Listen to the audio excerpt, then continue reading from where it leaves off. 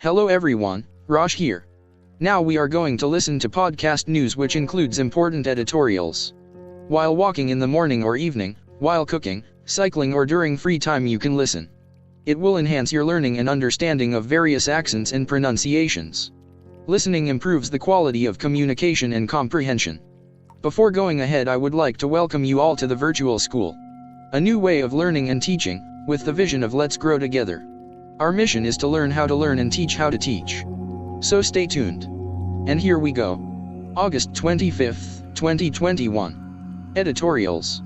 Editorial 1. Caste counts: a vision for a just India, and not partisan political gains, should inspire a fresh census.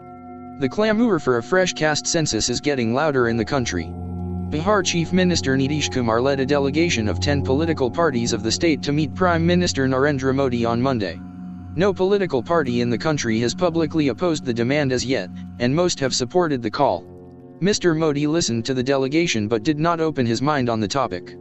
Predictably, there will be more political mobilization on the issue. The Bharatiya Janata Party has the advantage of being in the saddle and could time an announcement best suited for itself. The last time India's population was enumerated on the basis of caste was in 1931, when it was under colonial rule. There is a strong argument that the colonial census was about creating and reinforcing caste and religious categories in India rather than recording them in a benign manner. Effective governance requires robust data on the governed. The creation of categories is itself a political act. Indian politics and the governance structure are all premised on categories that were firmed up during colonialism. But the salience of caste as the fundamental marker of identity for an Indian has only grown since independence.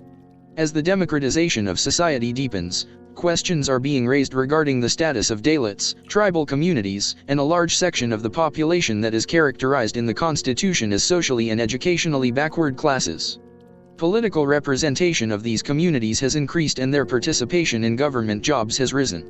It is assumed that particular groups within each category have benefited disproportionately from political and job reservations, and there are demands for subquotas. Many communities are demanding inclusion in one category or the other. Some communities are feeling shortchanged by the affirmative action steps of the state.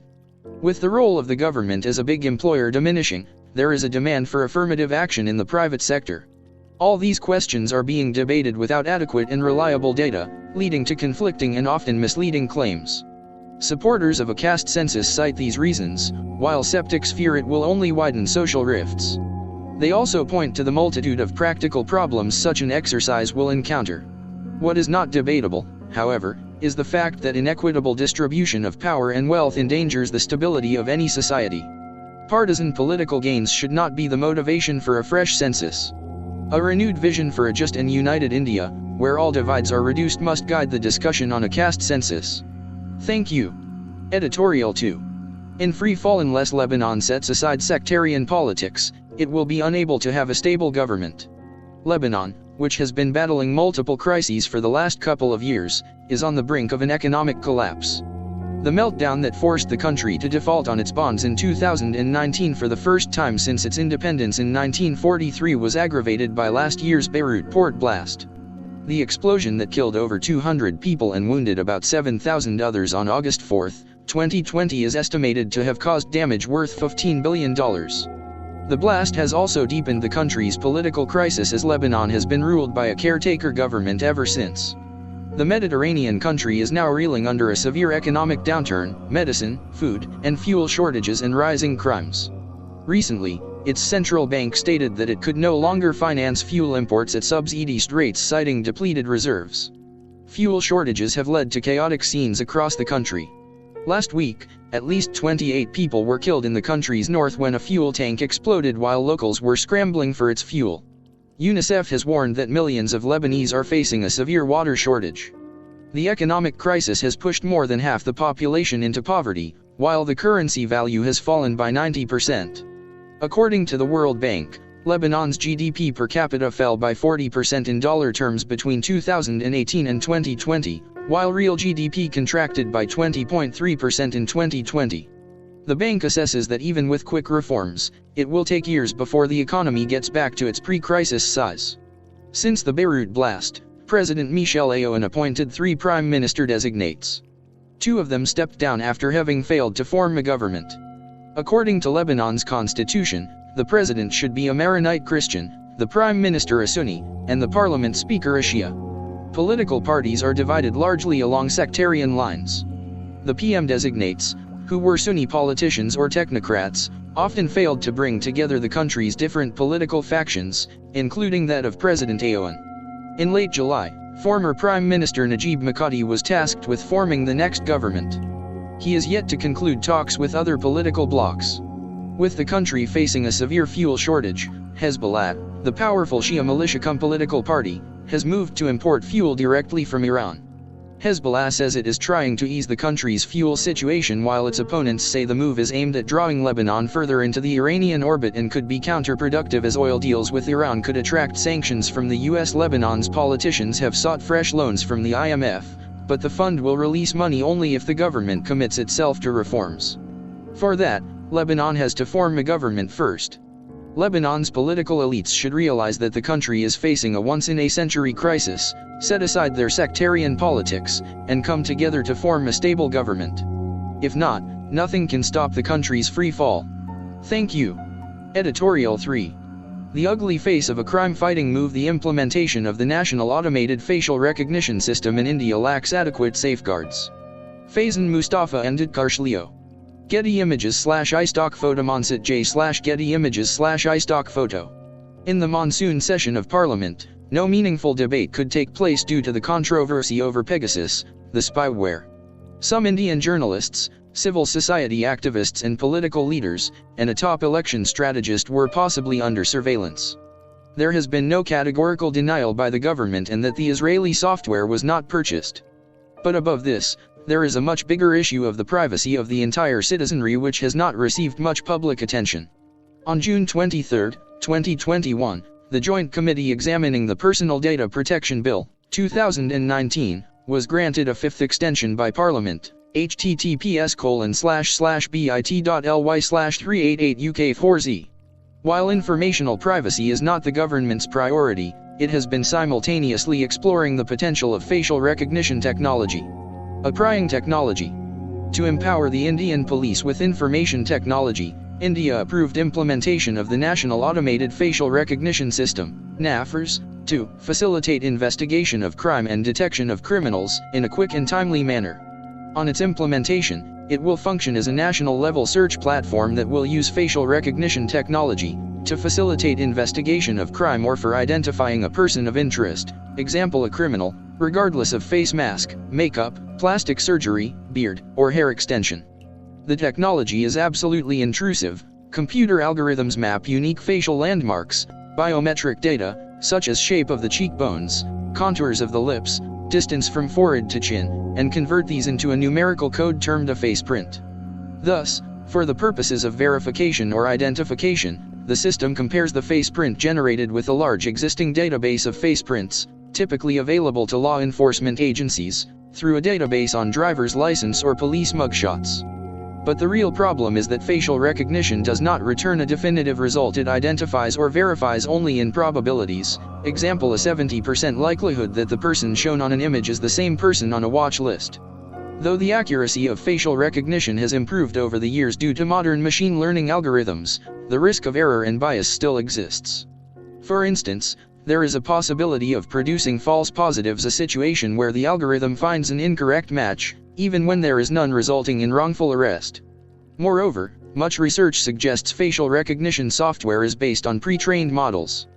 Therefore, if certain types of faces, such as female, children, ethnic minorities, are underrepresented in training datasets, then this bias will negatively impact its performance. As NAFRS will collect, process, and store sensitive private information, facial biometrics for long periods, if not permanently, it will impact the right to privacy. Accordingly, it is crucial to examine whether its implementation is arbitrary and thus unconstitutional, i.e., is it legitimate, proportionate to its need, and least restrictive? What is its potential for abuse and misuse with the pending status of the Personal Data Protection Bill, PDPB, and the absence of clear guidelines for its deployment? How does it impact other fundamental rights such as the right to dissent? Should NAFRS be banned or simply regulated? The Federal Bureau of Investigation in the United States uses facial recognition technology for potential investigative leads. Police forces in England use facial recognition to tackle serious violence. In other cases, countries such as China use facial recognition for racial profiling and mass surveillance to track Uyghur Muslims. Policing and law and order being state subjects, some Indian states have started the use of new technologies without fully appreciating the dangers involved. Test of proportionality. Facial recognition being an intrusive technology has an impact on the right to privacy. The Constitution of India does not explicitly mention the right to privacy. However, a 9-judge bench of the Supreme Court, in Justice K.S. Puttaswamy vs. Union of India, 2017, recognized it as a precious fundamental right. Since no fundamental right can be absolute and thus even in respect of privacy, the state may impose reasonable restrictions on the grounds of national integrity, security of the state, public order, etc. The Supreme Court, in the K.S. Puttaswamy judgment, provided a threefold requirement, which was reiterated in Anuradha Bhasan while examining denial of the right to internet to the people of Kashmir, to safeguard against any arbitrary state action. Accordingly, any encroachment on the right to privacy requires the existence of law. To satisfy legality of action, there must exist a need, in terms of a legitimate state interest, and the measure adopted must be proportionate. There should be a rational nexus between the means adopted and the objective pursued, and it should be least intrusive. Unfortunately, NAFRS fails each one of these tests. First, NAFRS lacks legitimacy. It does not stem from any statutory enactment, such as the DNA Technology, Use and Application Regulation Bill 2018 proposed to identify offenders or an executive order of the central government. Rather, it was merely approved by the Cabinet Committee on Economic Affairs in 2009 during United Progressive Alliance rule. Second, and more importantly, even if we assume that there exists a need for NAFRS to tackle modern-day crimes, this measure is grossly disproportionate. This is because to satisfy the test of proportionality, benefits for the deployment of this technology have to be sufficiently great, and must outweigh the harm. For NAFRS to achieve the objective of crime prevention or identification will require the system to track people on a mass scale. Avoiding a CCTV in a public place is fiendishly difficult, resulting in everyone becoming a subject of surveillance, a disproportionate measure. In the absence of a strong data protection law or clear guidelines on where this technology can be used or who can be put on a watch list, and how long the system will retain sensitive personal data of those the surveilled people, NAFRS will indeed do more harm than good. Impact on rights. From a technical angle, facial recognition technology can be tasked to identify, among other cases. In doing so, one face print is compared to many other face prints stored in a database, known as one-N matching. In some cases, it is known that the person to be identified exists in the database, whereas, in other scenarios, it is not, for example when persons are checked against watch lists. This is where its deployment becomes hugely worrisome. With the element of error and bias, facial recognition can result in profiling of some overrepresented groups, such as Dalits and minorities, in the criminal justice system. Further, as anonymity is key to functioning of a liberal democracy, unregulated use of facial recognition technology will disincentivize independent journalism or the right to assemble peaceably without arms, or any other form of civic society activism. Due to its adverse impact on civil liberties, some countries have been cautious with the use of facial recognition technology. The Court of Appeal in the United Kingdom ruled the use of facial recognition technology by South Wales as unlawful in the absence of clear guidelines. In the United States, the Facial Recognition and Biometric Technology Moratorium Act of 2020 was introduced in the Senate to prohibit biometric surveillance without statutory authorization. Similarly, privacy watchdogs in the European Union have called for a ban on facial recognition. Unchecked pathway. At present, the Information Technology Act 2000, and the rules framed thereunder offer broad powers to the central government to infringe privacy in the name of the sovereignty, integrity, or the security of the state. The Personal Data Protection Bill 2019 is not much different. It gives the central government unchecked power for the purposes of surveillance. It can exempt any agency of the government from the application of the proposed law in the name of legitimate state interest. Without adequate safeguards such as penalties that are dissuasive and sufficiently deterrent, police personnel may routinely use facial recognition technology. In sum, even if facial recognition technology is needed to tackle modern-day criminality in India, without accountability and oversight, facial recognition technology has strong potential for misuse and abuse. In the interest of civil liberties and to save democracy from turning authoritarian, it is important to impose a moratorium on the use of facial recognition technology till we enact a strong and meaningful data protection law, in addition to statutory authorization of NAFRs and guidelines for deployment. If the government has the will, it can get any law passed with Godspeed, just like the recently passed 20 bills including the OBC bill or 3 farm bills. Faizan Mustafa is Vice Chancellor, National Academy of Legal Studies and Research, Nalsar, University of Law, Hyderabad. Utkarsh Leo is Assistant Professor at Nalsar, Hyderabad. The views expressed are personal. Thank you. Editorial 4. Climate change, a catalyst for Arctic cooperation. Environmental challenges should be a priority for all players in the region, outweighing military and economic issues. The Hindu Photo Archives. It is tempting to view the current geopolitics of the Arctic through the lenses of the great power competition and inevitable conflict of interests. Interestingly, the current geopolitical scenario is, to a certain extent, mirrored in the Arctic region as well. This is mainly about the growing tensions between North Atlantic Treaty Organization, NATO, allies and Russia. There are 8 countries that have direct access to the Arctic resources, i.e., Canada, Denmark, Finland, Iceland, Norway, the Russian Federation, Sweden, and the United States. In 2013, 6 observers joined the Council, including China, Japan, India, Italy, South Korea, and Singapore, bringing their total number to 13. Security concerns. By the end of the Cold War, the geopolitical tensions and security concerns in the Arctic were almost forgotten.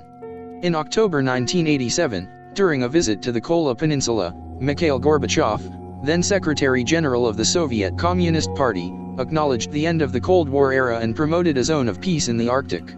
The perceived harmony was broken in 2007, when the Russian explorers planted their flag on the seabed 4,200 meters 13,779 feet below the North Pole to articulate Moscow's claims in the Arctic. This move was certainly viewed as provocative by other Arctic states, and the Canadian Foreign Minister, Peter MacKay, said, "This is not the 15th century, and countries cannot just go around, plant their flags, and claim the territories." The regional tension increased after the Russia-Ukraine conflict in 2014. Consequently, relations between the US and Russia reached their lowest point again. The rhetoric of the bilateral mistrust was transferred up to the north and created anxiety among other stakeholders in the Arctic. After the events in Ukraine in 2014, Russia has been increasingly viewed as a rule-breaker, revisionist power, and an untrustworthy player. Besides, Russia's intention to re-establish the military might of its northern fleet also creates the security concerns and features prominently in the Norwegian foreign policy. On the other hand, some Russian military experts believe that the Barents Sea can serve as the launching area for a Western seaborne attack. Therefore, the Russian Navy should ensure the readiness of its anti-submarine forces in the Arctic Ocean.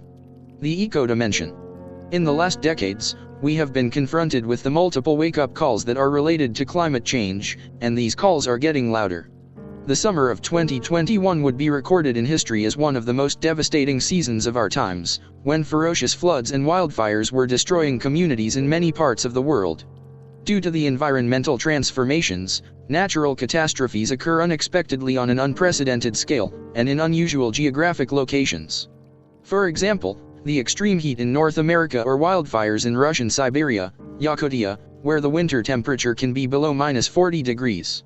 The Arctic region also bears the brunt of climate change. At the same time, it provides a platform for scientific research that can help to get to the bottom of natural calamities around the world. Keeping in mind the existential threats, the environmental challenges should be an absolute priority for all players in the Arctic region. These considerations should outweigh military and economic issues and unite countries for the sake of eliminating the potential, and real, dangers attributed to climate change. According to the World Climate and Security Report 2020, https://bit.ly/3mrtmo5, the first report of the expert group of the International Military Council on Climate and Security, or the IMIX, the Arctic is warming nearly twice as fast as the rest of the planet with consecutive record-breaking warm years since 2014. The Arctic is likely to begin experiencing ice-free summers within the next decade, with summers likely to be completely free of sea ice by mid-century. There should be concerted efforts to minimize the adverse effects on the fragile Arctic ecosystem. A good example to be highlighted is the recent case of a Norwegian drilling project. It was taken to the European Court by the group of environmentalists. Their main argument is that the negative impact of mining activities can spread beyond the continental shelf of Norway. The geopolitical vs strategic. The environmental transformation and rapid ice melting have also opened up new opportunities in the region, which includes trans-Arctic shipping routes. These opportunities have inevitably attracted all stakeholders in the region, both the Arctic and non-Arctic states. China, for example, with its self-proclaimed status of a near-Arctic state, has been actively engaged in various projects across the region. The importance of the Arctic region for China mostly stems from its energy security issues and the need to diversify shipping lanes. Transport routes from China to Europe through the Arctic are not only much shorter but also free from the challenges associated with the Malacca Strait and South China Sea. In the latter case, China will continue facing a backlash from many Association of Southeast Asian Nations, ASEAN, members, supported by U.S. forces. Given the significance of the region, the Arctic will continue to draw increased attention. Apart from pursuing national interests, participating nations should also be concerned about the future developments in the region and their larger implications for humanity. Hence, they should refrain from mutual provocations, excessive militarization, and quid pro quo tactics. All the Arctic actors should have a long-term vision and strategic goals as compared to immediate short-term gains. Instead of creating a potential battleground that is reminiscent of the Cold War, the parties concerned should utilize their expertise and create the required synergy to achieve shared goals. Climate change and its dramatic consequences must be a catalyst for Arctic cooperation. Tatiana Belousova is Assistant Professor, Jindal School of International Affairs, JSIA, OP Jindal Global University, Sonipat, Haryana. Thank you. Editorial 5. The legal challenges in recognizing the Taliban. India can deal with the Taliban government because it is a de facto one, not because it is a legitimate one. A Taliban fighter walks past a beauty salon in Kabul where the images of women have been defaced using spray paint. AFP. The Taliban's horrific takeover of Afghanistan has triggered a new debate in international law on the issue of recognizing an entity that claims to be the new government of a state. This debate assumes significance because China and Russia, two of the 5 permanent United Nations Security Council members, have seemingly shown readiness to recognize a Taliban-led government, whereas countries like Canada have opposed it. Questions of recognition do not arise when change of government within a state occurs when political power is transferred through legal means. However, things are different when the change of government happens through extra-legal methods like ousting the sitting government using unconstitutional means. The Taliban's takeover of Afghanistan squarely falls in this category. Recognition of governments under international law is vital for several reasons. It is important to know who the governing authority of the state is, who has the responsibility for effectually carrying out domestic and international legal obligations ranging from pursuing diplomatic relations to the protection of human rights, and so on. Government versus state. A salient point to remember is that recognition of the government should not be confused with recognition of the state under international law. As Malcolm Shaw, the celebrated international lawyer, writes, a change in government, however accomplished, does not affect the identity of the state itself. Thus, in the current debate, the issue is not about the recognition of Afghanistan, whose legal personality remains intact. Whether countries recognize the Taliban regime or not will depend on their political considerations and geostrategic interests, as evident from the Chinese and Russian overtures. However, certain criteria have evolved in international law on deciding the issue of recognition of governments, and these need to be prudently looked at. Tests in international law. Traditionally, the test used in international law to make a decision about the recognition of a new government is that of effectiveness. According to this principle, to recognize a government means to determine whether it effectively controls the state it claims to govern. In other words, it means to determine whether the government has effective control over the state's territory, or a part of it, a majority of the population, national institutions, the banking and monetary system, etc., with a reasonable possibility of permanence. The inherent assumption is that effective control means the people of the country accept, or at least acquiesce to, the new regime. If they did not, they would overthrow it. Under this doctrine, it is immaterial how the new government occupied office, whether through civil war, revolution, or a military coup. Since there is hardly any doubt that the Taliban now effectively controls Afghanistan, as per this test, it would be recognized as Afghanistan's government for international law and thus, international relations. A doctrine competing with the effective control theory is that of democratic legitimacy. According to this doctrine, recognition of a government also depends on whether it is the legitimate representative of the people it claims to govern. So, governments that capture power through non-democratic means notwithstanding their exercising de facto control over the country should not be recognized by states. The end of the Cold War, the subsequent spread of democracy in the world, and the growing demand for universal respect for human rights gave an impetus to this doctrine in the last 3 decades. This doctrine has led many countries to bestow de jure recognition, legal recognition, on governments in exile in place of governments exercising effective control. 2 recent examples can be offered. First, many countries recognized Yemen's Abdrabbuh Mansur Hadi government in exile since 2015 on the ground that the rebellious separatists acquired power in Yemen through illegal means. Second, the Nicolas Maduro government in Venezuela is not recognized by several countries due to the alleged lack of democratic legitimacy. The Taliban regime, despite exercising effective control over Afghanistan, lacks democratic legitimacy. Thus, it would fail to be recognized as the legitimate representative of Afghanistan if the doctrine of democratic legitimacy is applied.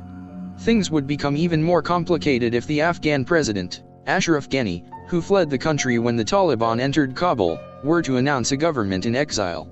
However, some international lawyers like Erica DeWitt doubt whether the doctrine of democratic legitimacy, notwithstanding its worth and instinctive appeal to the champions of liberal democracy, has become a binding part of customary international law when it comes to the recognition of governments.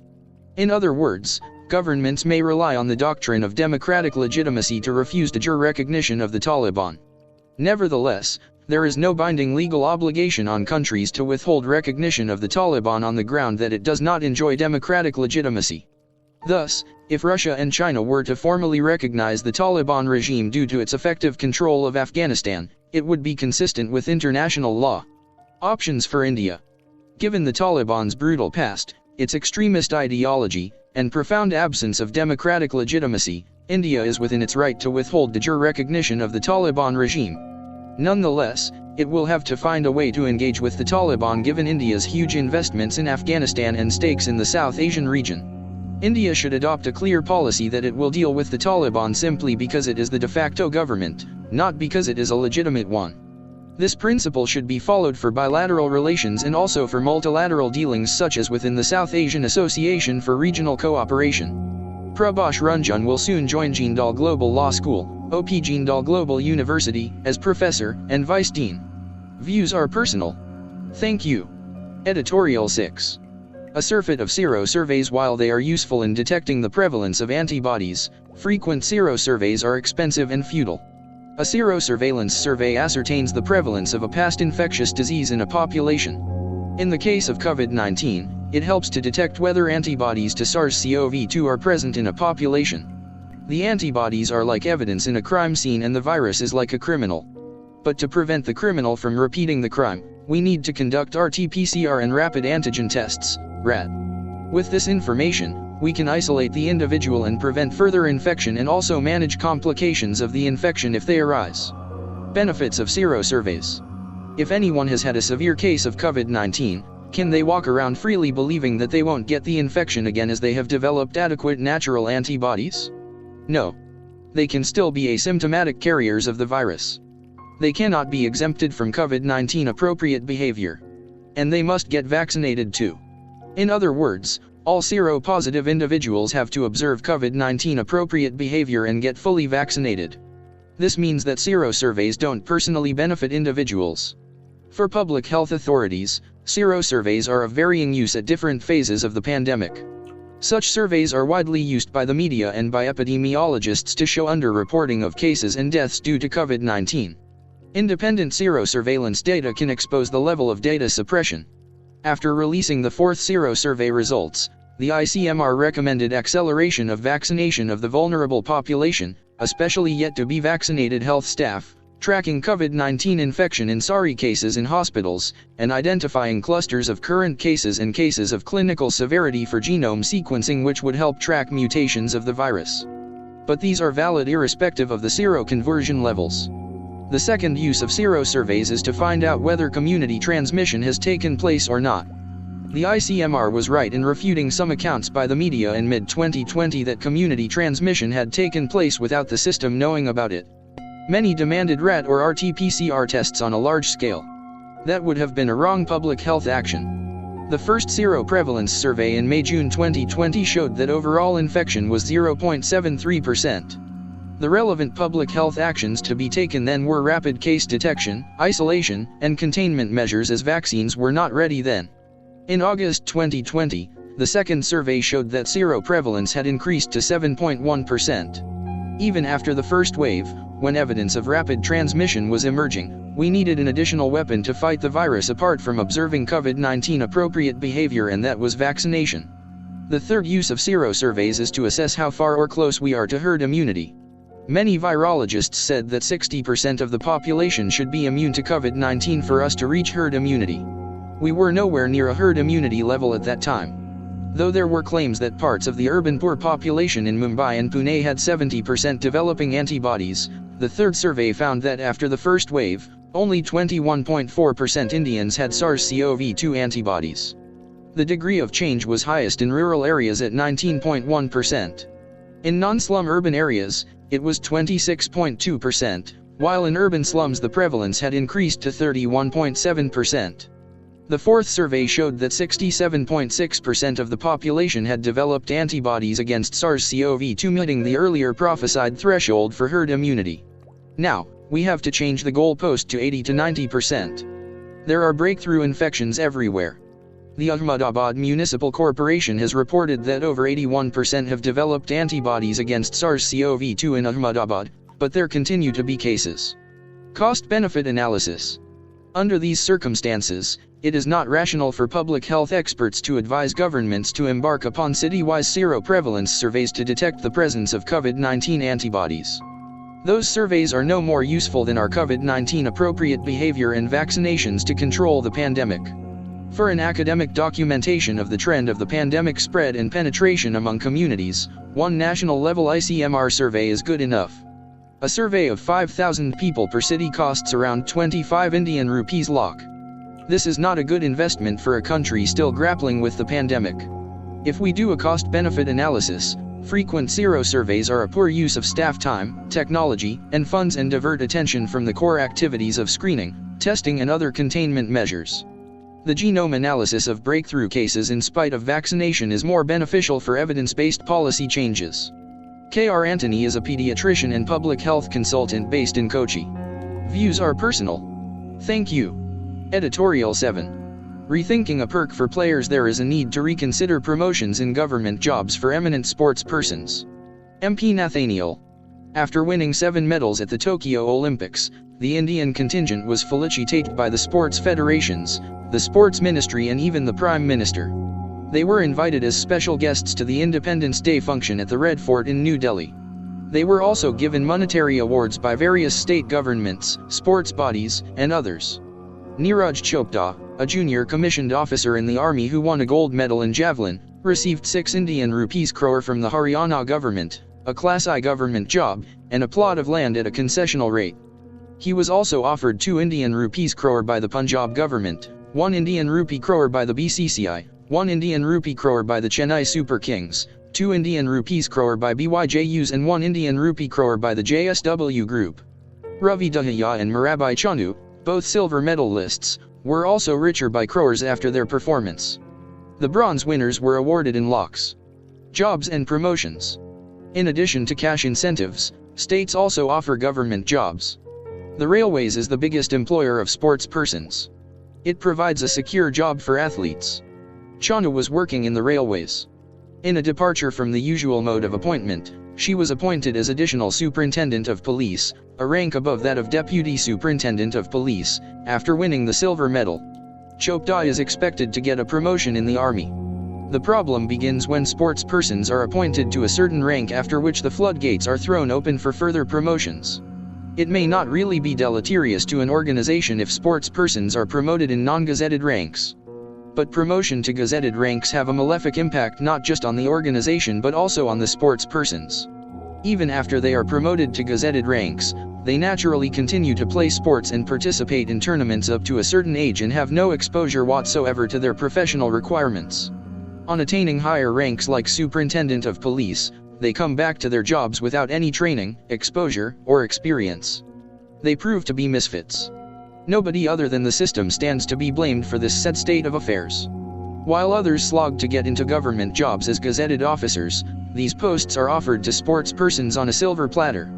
Going by the monetary incentives offered to eminent sports persons, there is a definite need to reconsider whether promotions need to be doled out to them irrespective of their professional competence to hold higher posts and ranks. This is especially the case in the security forces, where competence of a high order is called for, contributing to their sport. Alternatively, with crores of rupees in their accounts, such eminent sports persons can venture into business and employ more sports persons and do a world of good to their respective sports. They can set up academies to train sports persons in their field of specialization and thus promote their sport.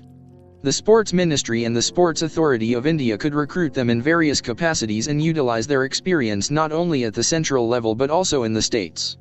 Universities, colleges, and schools could better utilize their services. Many of them could turn out to be good coaches. For gazetted posts, the only channel should be competitive examinations. Recent reports stated that the number of employment offers given through job fairs organized by the Labor and Employment Ministry has fallen, but applicants have increased. In these days of acute unemployment, it would be better if the needy got into government service on merit. MP Nathaniel is Inspector General of Police, RETD, CRPF. Thank you. 50 years ago, August 25, 1971, Indian cricket's finest hour. Madras, August 25. India's victory over England in the final test at the Oval on Tuesday, which was heard over radio by enthusiastic lovers of the game all over the country, brought to an end England's grand unbeaten record in the 28 tests since 1968. With one test won and the other two drawn, India has won the series to reach a milestone in its cricket history. It was the first ever win for India against England on English soil. It was India's superb fielding as typified by Solkar's spectacular catch that sent back Knott, and splendid spin bowling exemplified by Chandrasekhar's match-winning spell, 6 for 38, which sent England crashing to a paltry total of 101 in the second innings, England's lowest against India, which tilted the scales in India's favour. The series proved most exciting, with fortunes fluctuating from one side to the other. At Lord's, India let slip a golden opportunity of getting off to a flying start and eventually struggling for a draw, rain after tea helping in no small measure. The second test at Old Trafford belonged to England, and it was the weather that definitely came to India's rescue. At the Oval, the game was unpredictable till the end. England, which appeared to hold the initiative with a first innings lead of 71 runs, was skittled out for 101. India made the requisite runs for the loss of 6 wickets shortly after lunch on the final day, with Abid Ali making the winning stroke with a 4 when it required 3 runs for a victory. 100 years ago, August 25, 1921, threatened situation. Coimbatore, August 22. Though Coimbatore is known as one of the districts of notoriety for grave crimes, never before this was the situation so grave as it is for some time past. For all crimes affecting life, the existence of toddy shops in thickly populated centers of the town, in lonely atries, near temples, and freshwater wells account most. In broad daylight and in open markets, a serious riot occurred last year and ended in the cold-blooded murder of one of the market-goers, and in the fatal injury of another. A few men were apprehended, but the case ended against the prosecution. The head of the Velila community met in conference with coconut tree owners and appealed to them to stop trees being allowed for purposes of tapping toddy. This had the desired effect, and the matter went up one step further. Thank you. Faith. Conquering Rajas, Thomas.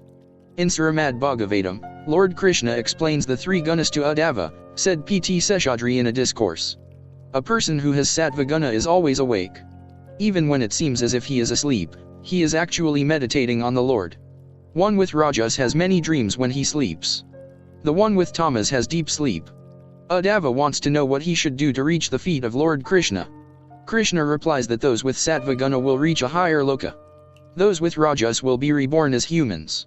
If the guna of Tamas is predominant in a man, Naraka is guaranteed for him, and once he has paid for his karma in Naraka, he will be reborn as an animal, bird, or plant. Krishna says that if a person thinks of the Lord at the time of death, he will reach his feet. we see how the story of Yadabharata illustrates that worldly affections undo the good effects of tapas. Yadabharata knew the value of detachment and moved to a forest to do penance. One day, he happened to rescue a newborn deer. He took it to his ashram and cared for it. In course of time, the deer became the center of his life, and he could not concentrate on his tapas. Even when he died, his thoughts were about the deer. Because his last thoughts were not about the Supreme One, all his penance went to waste and he did not attain liberation. Krishna says even food habits can be classified as sattvic, rajasic and tamasic.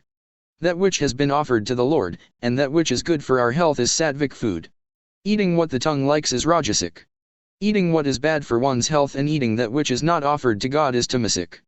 He who conquers rajas and tamas, who worships the Lord in arca form and spends his entire life meditating on the Lord will attain moksha. Thank you. Thank you so much for watching this video as a podcast. Do like, share and comment. Press the subscribe button and hit the bell icon to get new notifications. Thank you. Take care and stay safe. God bless you all. Jai Ma Bharti. To download news and editorials in mp3, follow us on Telegram, Virtual School Official. The link is provided in the description below.